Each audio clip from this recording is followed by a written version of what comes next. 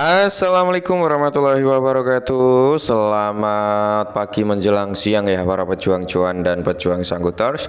Bagaimana keadaan kalian di pagi menjelang siang ini? Apakah kalian dalam keadaan sehat semua atau sedang nangis di pojokan atau sedang kurang enak badan ya?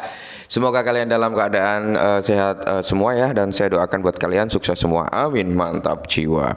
Dan tetap ya kan kawan, secangkir kopi harus selalu ada buat menemani kesempatan di pagi menjelang siang ini teman-teman. Dimana kalau kita update bersama-sama dari segi market cap, volume, dominance, share, fair and great index teman-teman ya.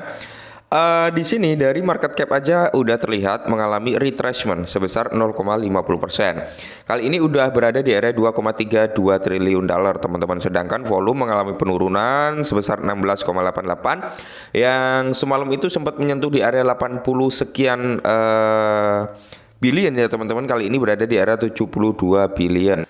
Sedangkan untuk Bitcoin dominance di sini malah mengalami kenaikan teman-teman. Kali ini berada di area 57,31.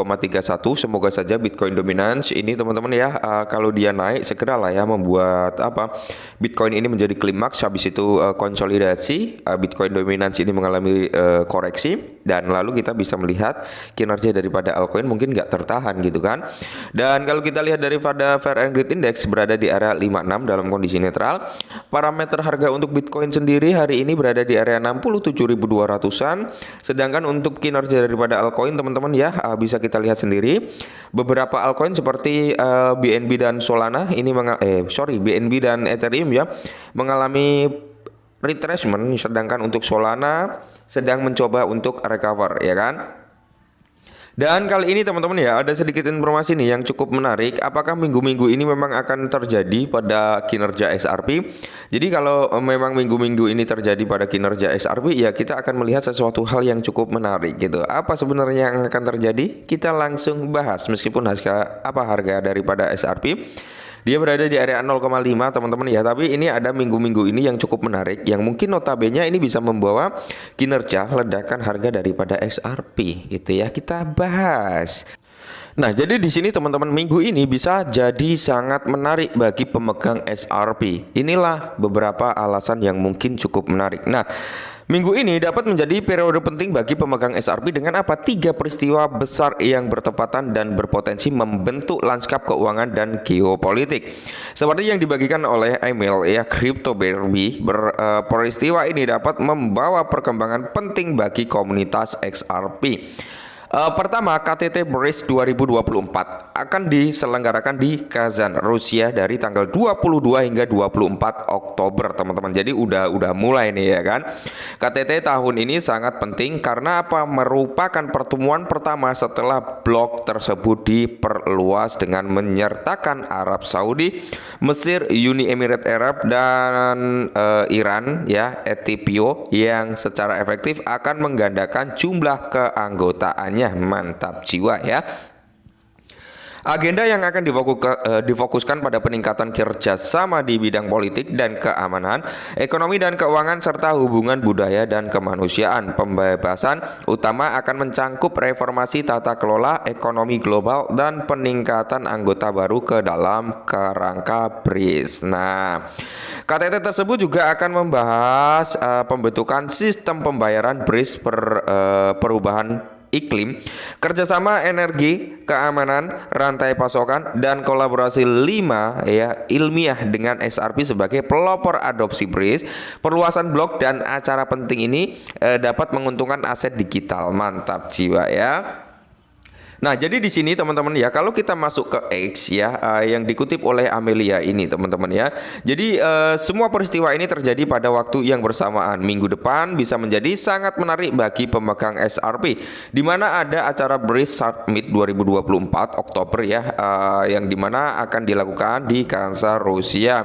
Terus yang kedua adalah Sweet Event Seabourse 2024, yaitu Oktober sampai tanggal 21 Oktober sampai 24 Oktober, Beijing, Cina. Federal Reserve Bank of Philippines Fintech Conference featuring Branch House and Chris. Ini akan terjadi pada tanggal 22 sampai 23 Oktober 2024. Berarti hari ini hari terakhirnya, teman-teman ya.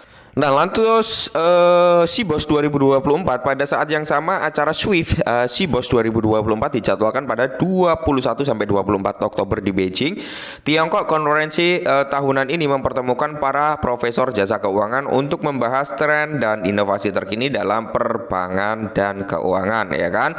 Tapi yang mungkin akan dibahas meliputi pembayaran lintas batas, menunjukkan teknologi keuangan dan perusahaan regulasi, mengingat lanskap-lanskap oleh negara-negara BRICS untuk menciptakan alternatif bagi sistem SWIFT.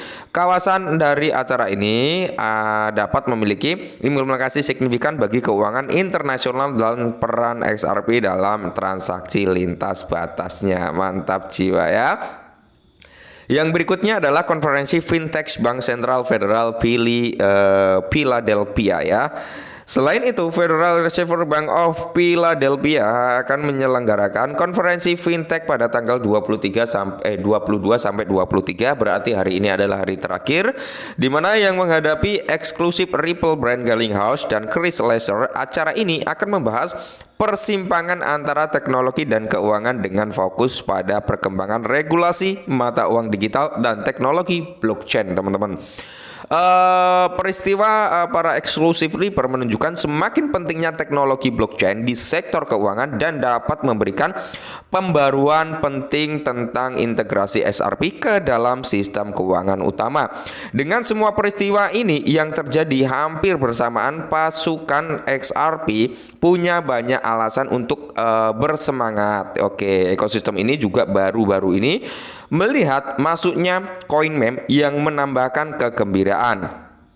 Masuk CoinMeme karena apa? XRP Ledger tumbuh pesat dengan berbagai perkembangan penting. Kita mungkin memasuki era baru pertumbuhan aset digital, teman-teman ya. Dan semoga saja nanti pertemuan dengan Swift ya, acara di Swift gitu teman-teman ya, bisa sedikit lah ya menggoyahkan sistem transaksi Swift gitu ya, untuk masuk ke dalam ranah XRP-nya XRP Ledger atau ke dalam ekosistemnya Ripple gitu ya. Kalau itu terjadi 1% aja teman-teman ya, transaksi Swift itu dipindahkan, oke, ya diterima oleh Ripple, maka di sini akan terjadi kinerja yang cukup menarik bagi apa? Harga XRP itu sendiri, teman-teman ya. Dan ini adalah 3 event yang cukup menarik di minggu ini teman-teman, dan udah berjalan, dan semoga saja pada hari terakhir besok teman-teman ya ada hal-hal yang cukup menarik bagi XRP ya. Mungkin kalau nggak terjadi ledakan secara signifikan, setidaknya ya secara step by step ini adalah kabar positif ya. Secara step by stepnya nanti harganya semoga bisa recover. Nah untuk saat ini ya sekedar saran saja buat kalian semua, kalau kalian yakin dengan XRP silakan teman-teman ya, kalian miliki ya minimal 10 XRP lah teman-teman. Siapa tahu kan memang bisa sedikit mengambil alih dari transaksi lintas batas yang di saat ini ya, yang notabene transaksinya melalui Swift ya. Semoga saja bisa diambil 1%-nya gitu. Oke, mungkin ini dulu. Semoga informasi ini sedikit membantu. Tetap semangat dan salam cuan.